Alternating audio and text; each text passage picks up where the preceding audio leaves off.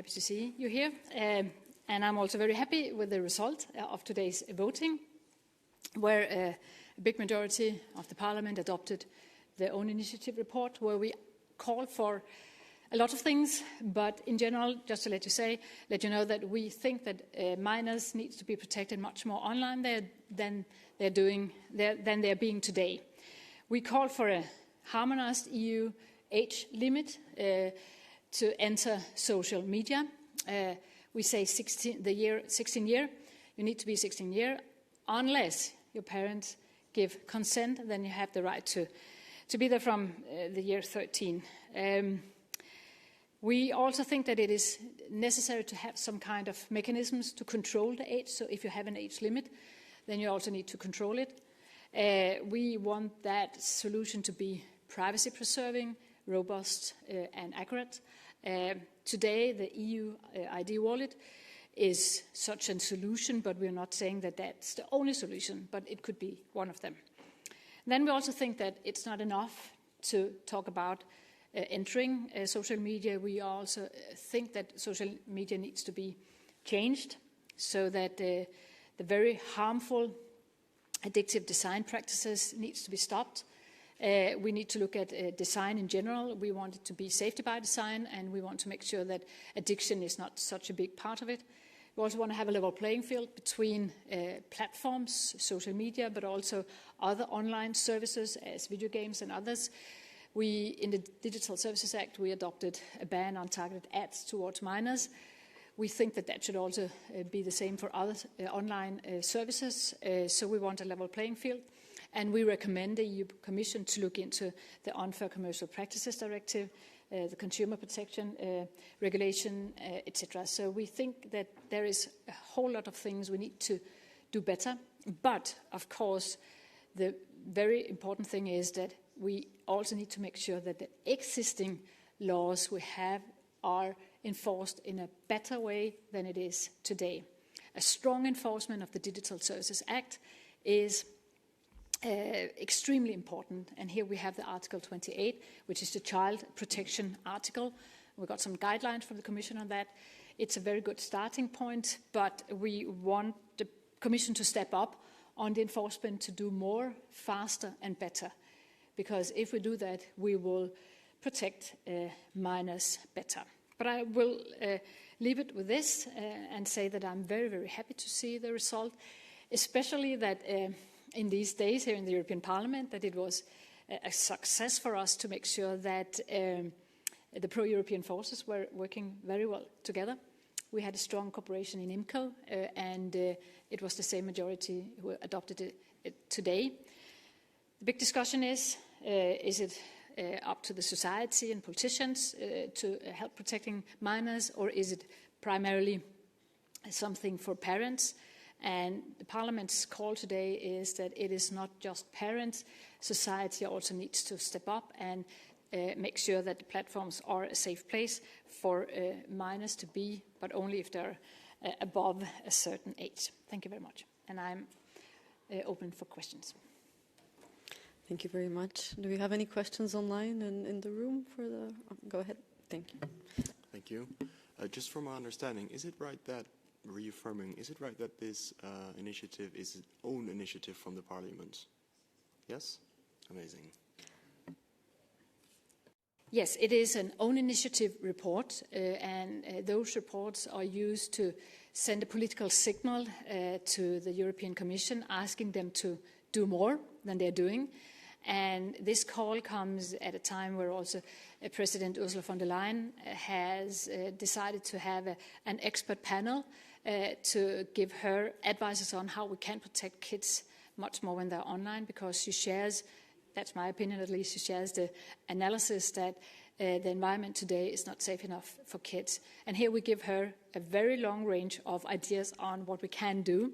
Yesterday we had a long and very good debate in the Parliament with Executive Vice President Henna Virkkunen and also Commissioner McGrath, who is responsible for making the Digital Fairness Act. And they listened to our debate, and they also said that they would look into our ideas for the upcoming work to protect minors more. So I'm optimistic, even though I cannot make the law myself. Thank you very much. Do we have some more questions in the room? And online, I don't think anyone is raising their hands. It was, sorry, go ahead, please. Yes. Trond Lepperød, Nettavisen, Norway. Listening to the debate, which was engaged, I think, yesterday, and a lot of worries came up. Loot boxes were one of them. Is that addressed in this, and what are your thoughts about that specific thing? Yes, and thank you for listening to the debate yesterday. And yes, we are suggesting a ban on loot boxes. What we see is that a lot of minors are playing video games online, and some of them are okay, and there are no problems, but others are not. And loot boxes is kind of a randomized thing that risks creating addiction, so we really want to stop that.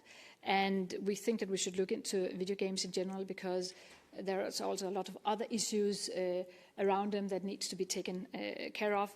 I represent, or the report represent, the Internal Market and Consumer Protection Committee, so therefore we have not gone so much into data protection, but it's a huge issue also when it comes to video games, when it's about data protection. So we need to do more in terms of protecting minors when they're online. We want young people to be digitalized, that's the future, but we need to make sure that it's done in a way where they're not getting addicted and where they don't spend the whole day and night online. Thanks. Thank you. We also have a question from Jennifer Rankin online. Can you unmute yourself? Thank you. Thank you. You can hear me? Yeah, thank you. And forgive me if I ask you to repeat some material, because I had some technical issues with the connection. But can I ask, Jennifer Rankin from The Guardian, the Digital Services Act is still a relatively new piece of legislation. You said you want to fill some gaps in that act, but why do you think the Digital Services Act itself didn't address these issues of online harms for children? Why, given that it is so new, why are there so many gaps still to fill? And are you confident that the European Commission is going to act, given the pressure from the United States, to roll back regulation on big tech rather than increase it? Thank you very much, Jennifer, for these two questions. First and foremost, in the report, we're saying that we want a level playing field. So I negotiated the DSA myself, and I think it is a good law, but we are seeing some loopholes with services that are not platforms, and therefore we want to make sure that the protection we already have in the DSA is also part of, is extended to other parts of online services. But I also have to say that the DSA is strong when it comes to minor protection, but we could go further in especially areas of addictive design features and harmful dark pattern practices where we are not so specific, not so precise. In the DSA, we're talking about systemic risks, and we leave it to a big extent up to the platforms to define that. And maybe we need to be a little bit more precise, and I think we need to look into that. So the DSA is new.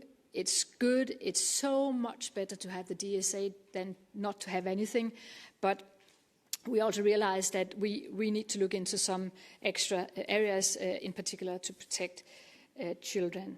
And the second part is, will EU be put under pressure? Will the EU Commission deliver on these questions?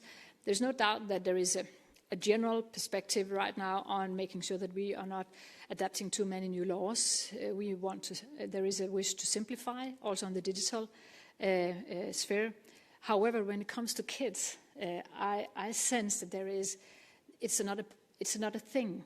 There is a willingness to do more when it comes to kids and protection of our children in the EU, and the simplification aspects is not so much targeted at kids, on the contrary. And therefore, I am quite confident that we need to and we can do more, and I also believe that the European Commission will wish to do more in this area. But of course, We need to make it as precise as possible, as simplified as possible, but I did not hear anybody yesterday who did not share the analysis about the problem. Children in Europe, they are not protected enough when they're online, and therefore we need to do more.